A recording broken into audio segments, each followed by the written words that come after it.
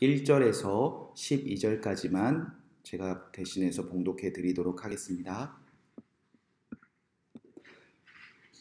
여호와께서 모세에게 말씀하여 이르시되 이스라엘 자손에게 말하여 이르라. 누구든지 여호와의 계명 중 하나라도 그릇 범하였으되 만일 기름을 부은 제사장이 범죄하여 백성의 허물이 되었으면 그가 범한 죄로 말미암아 흠없는 수송아지로 속죄물을 삼아 여호와께 드릴지니 그 수송아지를 회막문 여호와 앞으로 끌어다가 그 수송아지의 머리에 안수하고 그것을 여호와 앞에서 잡을 것이요 기름을 부음을 받은 제사장은 그 수송아지의 피를 가지고 회막에 들어가 그 제사장의 손가락에 그 피를 찍어 여호와 앞 곧 성소의 휘장 앞에 7번 뿌릴 것이며 제사장은 또 그 피를 여호와 앞 곧 회막 안 향단 뿔들에 바르고 그 송아지의 피 전부를 회막 문 앞 번제단 밑에 쏟을 것이며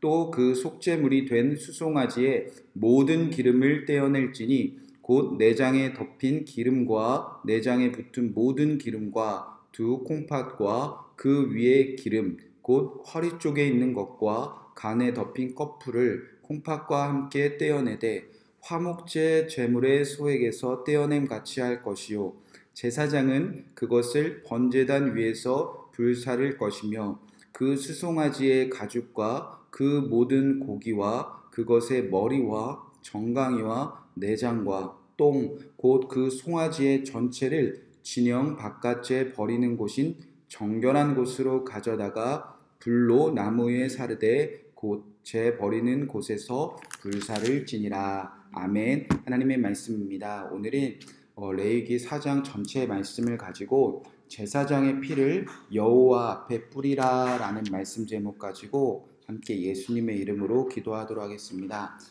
속죄제는요 여호와의 계명 중 한 가지라도 부지 중에 실수라도 그 계명을 어긴 죄에 대해서 속죄함을 받기 위한 제사입니다. 그러니까 이 속죄제는요 얼마나 많이 또 얼마나 자주 드리는 제사였겠습니까? 우리가 알게 모르게 고의가 아니지만 하나님의 계명, 하나님의 말씀을 어긴 것을 누가 가르쳐 주거나 아니면 내 스스로 깨닫게 되거나 내가 실수로 하나님의 계명을 이렇게 어겼구나. 그때마다 수시로 드리는 제사가 속죄제입니다. 자, 속죄제가 왜 필요한가? 실수할 수도 있는데 근데 오늘 말씀에 보면 이렇게 기록되어져 있습니다. 3절 말씀입니다. 만일 기름을 부은 제사장이 범죄하여 백성의 허물이 되었으면 제사장이 범죄하면요 제사장이 실수로라도 말씀을 어기면요 백성의 허물, 백성의 죄로 반드시 드러나게 된다는 겁니다. 우리가 실수로 지은 죄 그냥 넘어갈 것이 아니라 어느 순간 어느 자리에서 누군가의 죄로 열매 맺을지 모른다는 겁니다. 죄는 그냥 사라지지 않는다는 겁니다. 따라서 하나님이 우리를 얼마나 깨끗하게 하시길 원하시는가. 우리가 혹여 실수로라도 지은 죄까지 주님께서는 예배를 통해서 그리고 훗날 예수 그리스도를 통해서 우리가 모르고 지은 그 모든 죄까지 깨끗하게 하셔서 하나님처럼 지금 거룩하게 하시겠다. 그 의지가 담겨져 있는 제사가 바로 속죄제입니다. 하나님께서는 여러분을 그렇게 정결하게 하시기를 원하고 계신다는 겁니다. 자, 그럼 속죄제는 누가 드릴 것인가? 오늘 말씀에 보면요. 이스라엘 전체를 크게 4부류로 나눕니다. 첫 번째 3절 말씀에 보면 만일 기름을 부은 제사장이 범죄하여 백성의 허물이 되었으면 첫 번째 부류는 제사장입니다. 그리고 13절 말씀에 보면 만일 이스라엘 온 회중이 여호와의 계명 중 하나라도 부지 중에 범하여 허물이 있으나 이스라엘 온 회중, 그러니까 이스라엘 전체를 뜻합니다. 전체가 하나가 돼서 여호와의 계명 중 하나라도 부지 중에 범했다면 두 번째 부류는 이스라엘 전체로 나누고 있습니다. 세 번째는 22절의 말씀에 보면 만일 족장이 그의 하나님 여호와의 계명 중 하나라도 부지 중에 범하면 족장, 다른 것을 말하는 것이 아니라 이스라엘의 12지파를 대표하는 한 사람들, 한 지파의 대표들을 말합니다. 그리고 27절 말씀 만일 평민의 한 사람이 여호와의 계명 중 하나라도 부지 중에 범하여 허물이 있었는데, 이스라엘 전부가 아니라 그냥 한 명, 한 개인을 뜻합니다. 자, 그렇게 지금 속죄제를 하나님께서 분류를 하고 계시는데, 제사장과 이스라엘 전체, 그리고 한 지파의 우두머리, 그리고 평민, 이렇게 네 부류로 나누어서 속죄제를 드리는 방법에 대해서 이제 가르치기 시작합니다. 이 네 부류가 속죄제를 드리는 그 방법을 이제 살펴보면요, 한 가지 다른 점들이 등장하는데, 속죄물을 드린 그 예물이 종류가 이제 다르게 등장합니다. 먼저 제사장은 3절에 보면 무엇을 드리라고 명령하셨냐면 수송아지를 드리라고 명령하셨습니다. 그리고 이스라엘 전체도 부지 중에 여호와의 계명을 하나라도 범하였으면 무엇을 드리라고 명령하셨습니까? 수송아지를 드리라고 말씀하셨습니다. 제사장과 온 백성은 수송아지를 드리라고 명령하셨다는 겁니다. 그리고 한 지파의 족장은 순염소를 드리라 하셨습니다. 그리고 마지막 평민은 흠없는 염소나 암양을 드리라고 말씀하셨습니다. 먼저 다른 제사, 번제나 소제나 화목제의 그 예물들의 종류가 다른 것은 누구든지 삶의 형편이 다 다르니까 각자 있는 형편에 다 달라도 모두 하나님께 나와라, 모두 하나님께 가까이 와라, 모두 제사를 드려서 하나님께 속죄함 받고 하나님의 언약을 기억하며 하나님과 이웃과도 화목해라. 너의 형편은 다 다르지만 다 나와라. 그렇게 예물이 달랐다면요, 속죄물의 예물이 다른 것은요, 그 죄의 무게에 따라 그가 드려야 될 희생들이 다름을 뜻한다는 겁니다. 예를 들어서 제사장이나 온 회중은요, 여호와의 계명을 하나라도 실수라고 범하여 할지라도 그 죄값이 상당히 크다는 겁니다. 그래서 제사장의 죄는 이스라엘 전체 회중의 죄로 드러나고, 이 이스라엘의 전체의 죄는 그 땅 전체의 죄로 드러나기 때문에 이들이 속죄함을 받기 위해서는 가장 값비싼, 그 당시에 가장 가치가 큰 수송아지를 드려야 하며, 그에 비해서 이 죄도 무겁기는 하지만 상대적으로 제사장이나 온 이스라엘 전체가 지었던 죄보다 그 공동체나 외부에 미치는 그 파급 효과가 작은 족장은 그보다 덜 가치가 나가는 순염소를 드리고, 마지막에 우리 중에 단 한 명, 이스라엘 수백만 중에 단 한 명이 그들의 죄는 공동체나 그 땅 전체에 미치는 그 영향력이 가장 적으니 그 당시에 가장 가치가 없었던 암양이나 암염소를 하나님께 드려야 된다는 겁니다. 자, 그렇게 부지 중에 범한 죄라고 할지라도 공동체나 이 땅에 미치는 그 죄의 영향이 다르기 때문에 하나님께서 이제 속죄물을 분류하시면서 이제 제사를 드리라고 하셨습니다. 그 중에서 한 가지 제사장에 대해서 우리가 좀 자세하게 살펴보길 원합니다. 제사장은 어떻게 이제 속죄제를 드리는가? 4절 말씀에 보면 이렇게 기록되어져 있습니다. 그 수송아지를 회막문 여호와 앞에 끌어다가 그 수송아지의 머리에 안수하고 그것을 여호와 앞에서 잡을 것이요. 제사장의 죄를 사하기 위해서는 수송아지 안수합니다. 다른 제사와 마찬가지로 이제 안수를 하는 것은 이 수송아지가 하나님께서 받으시는 죄물이 되어지는 과정이 이 제사장의 죄가 속죄함 받고 하나님께서 보시기에 아름다운 정결한 사람이 되어지는 과정이라는 겁니다. 자, 어떻게 제사장이 하나님께 속죄함을 받는가? 자, 먼저 피에 대한 처리입니다. 5절, 6절, 7절 말씀입니다. 기름을 부은 제사장은 그 수송아지의 피를 가지고 회막에 들어가서 그 제사장의 손가락에 그 피를 찍어 여호와 앞, 곧 성소의 휘장 앞에 7번 뿌릴 것이며, 제사장은 또 그 피를 여호와 앞, 곧 회막 앞 향단 뿔들에 바르고 그 수송아지의 피 전부를 회막 문 앞 번제단 밑에 쏟을 것이며. 자, 수송아지 제사장의 피를 지금 가지고 어디까지 들어가라고 하나님께서 명령하셨죠? 회막 앞, 휘장 앞까지, 하나님이 거하시는 지성소와 성소를 가르는 그 회막 앞까지, 휘장 앞까지 가라고 주님께서는 명령하셨다는 겁니다. 그 제사장의 피를 가지고 회막 안으로 들어가 지성소와 성소를 가르는 그 휘장에다가 7번의 피를 뿌리라고 명령하셨다는 겁니다. 그 다음에 제사장의 피를 그 성소 안에 있는 향단의 그 뿔에 각각 바르고, 그 다음에 나머지 피를 회막 밖으로 나와서 번제단 앞에 그 나머지 피를 다 쏟으라고 하셨다는 겁니다. 여러분, 피는 생명을 뜻한다고 우리가 알고 있습니다. 피를 뿌리는 것, 생명을 드리는 곳에서 이제 그들이 이전에 지었던 죄를 깨끗하게 하기 위해서 내 생명, 내 피를 들여서 그것을 이제 깨끗하게 하는 의미를 갖고 있다는 겁니다. 그런데 지금 제사장의 한 명의 피가 뿌려지는 곳이 어디냐? 바로 하나님의 계신 지성소, 그 휘막까지 뿌리고 있다는 겁니다. 휘장부터 성소부터 번제단까지 제사장의 피는 그 회막과 성소와 그리고 번제단, 그 모든 것에 다 뿌리고 있다는 겁니다. 자, 무엇을 의미하냐면요, 제사장 한 명이 여호와의 계명을 부지 중에라도 범할지라도 이 제사장의 죄는요, 어디까지 오염시킬 정도로 그 파급 효과가 크다? 바로 하나님이 계신 곳까지 오염시킨다는 겁니다. 하나님이 계신 그 휘장 안까지 오염시킬 정도로 제사장의 죄는요, 그토록 크다, 그토록 무겁다라는 겁니다. 하나님이 계신 지성소와 성소는 물론 온 회막과 바깥들까지 다 오염시킬 정도로 제사장의 부지 중에 범한 죄가 그렇게 크니까 제사장의 생명으로, 제사장의 피로 깨끗하게 해야 된다는 겁니다.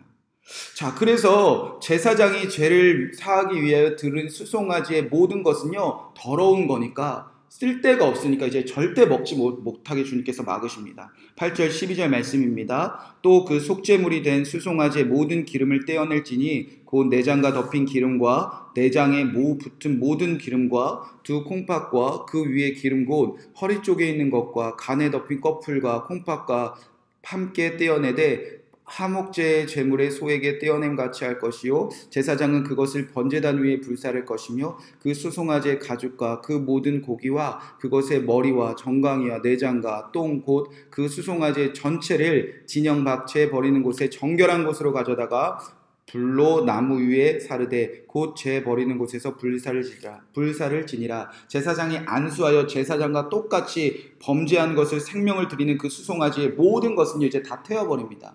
기름은 번제단에 다 태워버리고요. 뿐만 아니라 이제 남은 수송아지의 고기나 뭐 가죽과 머리, 정강이, 내장, 심지어 배설물까지 쓸데가 없다는 겁니다. 그래서 번제단에도 태우지 못하고요, 진영 밖으로 가지고 나와서 죄 버리는 곳, 곧 정결한 곳에 가져다가 불살라 버릴 정도로요, 제사장의 죄가 그만큼 무겁다는 겁니다. 똥도 쓸데가 없대요. 나중에 보면요, 바울이 내 모든 것을 막 배설물로 여긴다. 그러니까 바울이 이 구약에 대해서 대단히 잘 알고 있었던 사람입니다. 자기가 제사장이라는 것을 알아서 내 모든 것을 배설물로 여깁니다. 나는 이제 그렇게 끔찍한 죄인이었습니다. 이런 것을 고백하는 겁니다. 자, 그렇게 제사장의 죄는요, 하나님에 계신 성전을 다 더럽히고요, 하나님이 죄를 용서받는 그 번제단까지 다 더럽히고요, 제사장 한 명의 죄는 그만큼 무거워서 그를 완전하게 정결하게 하도록 죄가 태우는 곳에 배설물까지 다 태워버려야 그때야 용서받는다는 겁니다. 자, 그 다음에 등장하는 것이 무엇이냐면 온 회중을 위한 속죄제입니다. 15절에 보니까 회중의 장로들이 여호와 앞에서 그 수송아지의 머리에 안수하고 그것을 여호와 앞에서 잡을 것이며, 온 회중의 속죄를 위하여 이스라엘 그 수백만의 사람들이 다 나와서 수송아지에 내가 수송아지입니다, 내가 수송아지입니다 이렇게 안수할 수 없으니까 그 회중을 대표하는 이제 장로들이 우리 이스라엘 전체가 이 수송아지입니다 이렇게 안수를 한다는 겁니다. 이제 수송아지가 하나님께 드려지는 그 제사의 과정이 수송아지의 죄가 어디까지 오염시키고 어떻게 깨끗함을 받나, 그 과정입니다. 자, 이 온 회중의 피와 생명도 어디까지 가지고 들어가는가? 회막 안까지 들어간다는 겁니다. 그리고 손가락으로 회중의 피 찍어서 제사장과 마찬가지로 회막 앞에, 휘장 앞에 7번 뿌립니다. 그리고 회중의 피 생명을 여호와 제단의 뿔들에 바르고 회중의 피를 생명을 번제단에 뿌립니다. 그리고 제사장처럼 진영박 재 버리는 곳에 모든 것을 다 태우고 불살난다는 겁니다. 자, 우리가 함께 모여 있지만 함께 모여서 죄를 짓는 것이 이리도 크고 무섭다는 겁니다. 그 다음에 지파의 족장은 그보다 죄의 무거움이 파급효과가 작으니까 25절 26절에 보면 족장의 피, 족장의 생명은 제사장과 온 회중과 다르게 성소 안까지 들어가지 않고 그의 피는 성소 밖 번제단의 뿔에 바르고 그 피는 번제단에 쏟습니다. 기름은 태우되 고기는 먹을 수 있게 주님께서 말씀하셨습니다. 수고한 제사장의 몫으로 돌리라. 제사장과 회중보다는 그들의 죄가 오염시키는 그 범위가 작았다는 겁니다. 마지막으로 평민의 속죄입니다. 34절 35절의 말씀에 보면 제사장은 그 속죄물의 피를 손가락으로 찍어 번제단 뿔들에 바르고 그 피는 전부 제단 밑에 쏟고 그 모든 기름을 화목제 어린 양의 기름을 뗀 것 같이 떼내어 제단 위 여호와의 화제를 물 위에 불사를지니 이같이 제사장이 그가 범한 죄에 대해서 그를 위하여 속죄한즉 그가 사함을 받으리라. 이스라엘 한 명이 부지 중에 여호와의 계명을 어겼을 때는 피는 번제단에 뿌리고 번제단 뿔에 바르고 기름은 태우고 나머지 고기는 제사장의 몫으로 돌려 먹어도 된다는 겁니다. 그렇게 족장과 평민의 죄는요, 제사장의 죄나 그리고 이스라엘 전체의 죄에 비해서 오염시키는 범위와 죄의 무게가 낮았다, 영향력이 작았다, 그것을 뜻합니다. 자, 이제 우리가 생각해 볼 겁니다. 생각해 볼 문제는, 여러분, 이 제사장의 속죄 제물과 그리고 이 제사장의 속죄 방법과 이스라엘 전부 수백만의 그 죄를 속죄하게 하는 그 속죄 예물과 속죄 방법이 똑같다는 겁니다. 여러분, 이게 무엇을 의미한다는 거죠? 제사장의 한 명의 죄의 무게가 누구의 죄의 무게가 지금 똑같다는 겁니까? 이스라엘 전체와. 예를 들어서 우리나라의 제사장 한 명의 죄와 우리나라 전체가 지은 죄를 하나님께서는 지금 똑같이 보고 계신다는 겁니다. 여러분, 이거 대단히 중요한 말씀입니다. 여러분, 제사장의 죄가요, 이스라엘 수백만의 죄와 똑같은 죄의 무게로 전체에게 미친다는 겁니다. 이스라엘 수백만의 죄를 지은 그 모든 죄값과 이스라엘 한 명이 지은 죄값이 제사장 지은 죄값이 똑같다는 겁니다. 자, 이제 결론입니다. 출애굽기에서 하나님은 한 가지 약속하셨습니다. 너희가 내 말을 잘 듣고 내 언약을 지키면 너는 내 소유가 되고 제사장 나라가 되며 거룩한 백성이 되게 할 것입니다. 그리고 이스라엘 백성들이 출애굽기의 마지막에 보면 하나님의 말씀을 잘 듣고 지켜냈습니다. 그래서 성막이 완성되었습니다. 그래서 이제 레위기를 쓰고 계십니다. 하나님께서 약속 지키신다는 거예요. 너희가 내 말을 잘 듣고 지키면 내 소유 거룩한 백성 제사장 나라 되게 준다고 내가 약속했으니까 이제 내가 그렇게 이루어 줄게. 그래서 회막으로 부르십니다. 그래서 이 레위기는요, 이제 실제로 하나님께서 언약을 지키는 거예요. 그래서 이제 정결과 거룩을 말씀하신다는 겁니다. 너희가 내 집에 들어와야 되고 내 소유가 되니까 너희들을 거룩하게 할 거고, 그래서 너희에게 제사장이 무엇인지 가르쳐 줄 거고 결국 너희에게 제사장 되게 할 거야. 그 뜻이 담겨 있는 게 레위기라면, 자, 이 레위기가 다 끝나고 제사를 다 배우고 제사장이 뭔지 우리가 어떻게 이방인들과 구별돼야 되는지 다 배우고 나면 이스라엘 전부는요, 이제 이거 하나 깨닫는다는 거예요. 내가 이 땅에서 하나님 말씀 잘 듣고 지켜 행하면 나는 하나님의 것이고 나는 이제 거룩한 사람이 돼서 내가 이제 누구인 것을 깨닫는 거죠. 내가 제사장이구나. 저 아론만 제사장이 아니라, 아론의 아들들만 제사장이 아니라 나도 하나님의 말씀 듣고 있으니까, 나도 하나님의 말씀 듣고 지키고 살기 원하니까 내가 가정에 있던 어디에 있던 어느 곳에 살던 나도 이제 제사장 되었구나. 그거 깨닫는 게 레위기의 목적이라는 겁니다. 여러분, 이스라엘 전부가 오늘 말씀에 기록된 그 작은 평민 하나도 내가 제사장이다 깨닫고 그런 마음으로 살아간다면 그 나라가 얼마나 아름답고 멋질까요? 나 하나라는 존재가 우리 가정이나 우리 공동체에서 아무 가치가 없구나. 나 하나라는 존재는 우리 공동체에서 별로 영향력이 없구나. 나는 별로 소중한 존재가 아니구나. 그런 한 사람 한 사람이 모여 사는 이스라엘이 아니라 부자나 가난하나 어떤 일을 하거나 어떤 집 하나 건강하나 몸이 아프나 남자나 여자나 고아나 객과 가부나 이방인까지 모두가 함께 모여 지금 하나님의 나라를 위해 살아가는데 모두가 내가 제사장이었구나. 여러분 이거 깨달으면요 그 나라는 얼마나 놀라운 나라입니까? 나 한 명이 여호와의 계명 중 하나라도 부지 중에 그 죄에 빠진다면 우리 모두가 죄에 빠질 수 있구나. 그런 한 사람 한 사람이 모여있는 나라. 나 한 명이 여호와의 계명 중 하나라도 잘 지켜야 되는구나. 내가 혹시라도 실수로라도 지은 죄라도 내가 하나님께 예배드려서 깨끗해야 되는구나. 내가 거룩해야 되는구나. 내가 거룩하면 우리 가정, 우리 공동체, 우리 나라 깨끗해질 수 있구나. 여러분 그런 마음 가진 제사장 한 명 한 명 한 명이 모여 가정과 교회와 나라를 이루고 있다. 여러분 못할 게 뭐가 있겠죠? 그런 공동체, 그렇게 예배하고 그렇게 제사장으로 살아가기를 원하는 이 공동체가 탄생되었다면 여러분 이제 못할 일이 무엇이 있겠습니까? 그곳이 하나님 나라 아닙니까? 여러분 실제로 그런 제사장들이 가나안 땅에 들어가니까요 모든 죄악에 빠진 그 가나안 족속들이 다 물러났다는 겁니다. 거룩한 사람들이 들어갔으니까. 우리는 아까 제가 기도할 때도 그 말씀 읽었지만 이제 우리가 제사장 되었습니다. 예수님께서 십자가에서 죽으심으로 우리가 하나님의 특별한 소유, 구약 때보다 더 분명해졌습니다. 그냥 내 소유가 아니라 너는 내 소유 중에서 너는 너무 특별해. 하나님은요 예수님 안에서 저와 여러분을 가장 특별한 존재로 만드셨다는 겁니다. 거룩한 백성 되게 하셨고 제사장도 그냥 제사장이 아니라 왕 같은 제사장, 예수님 같은 제사장 되게 하셨다는 겁니다. 그러니까 우리는요 그냥 평민이 아니에요. 우리는 평범한 사람이 아니에요. 저도 그렇고요. 여기 계신 권사님, 집사님 한 분 한 분 평범한 사람이 아니다는 겁니다.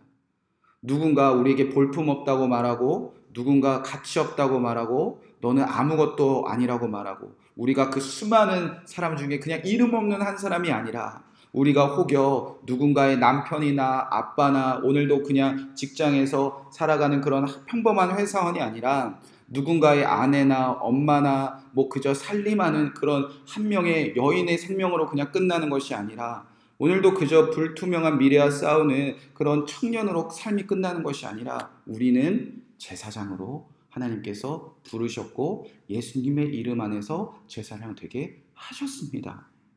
나 하나가요 모두를 살리기도 할 수도 있고요 나 하나가요 모두를 죄에 빠뜨릴 수도 있다는 겁니다.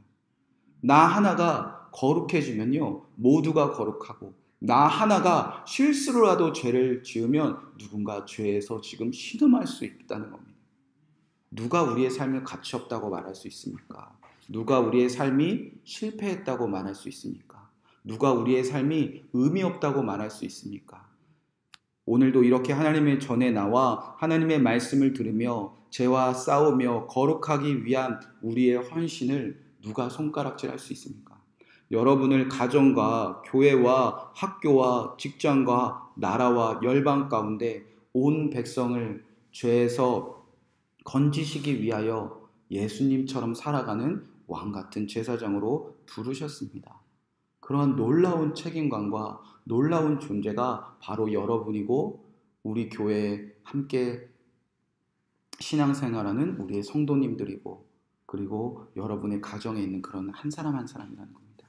우리를 제사장으로 부르신 그 하나님의 놀라우신 뜻, 하나님이 그 막중한 책임을 맡기실 정도로 주님께서는 여러분을 특별하게 바라보고 계십니다. 오늘도 그 부르신 뜻에 따라서 주여 내가 여호와 앞에서 부지 중에 범한 죄라 할지라도 주여 이 죄가 우리 가정과 교회와 그 누구에게도 허물이 되지 않게 하여 주옵소서. 주님 내가 이제 하나님 안에서 예수님 안에서 속죄제사 드리오니 나의 죄는 가리시고 내 죄가 가정과 교회와 우리나라에 흘러가지 않게 하여 주옵소서. 그런 한 사람 한 사람이 모인 공동체가 바로 하나님이 원하시는 하나님이 부르신 그 공동체입니다. 그런 가정과 교회를 만들어 가시는 저와 여러분 되시기를 주님의 이름으로 간절히 축복의 말씀을 드립니다. 이 말씀 붙잡고 우리가 함께 기도하도록 하겠습니다. 만일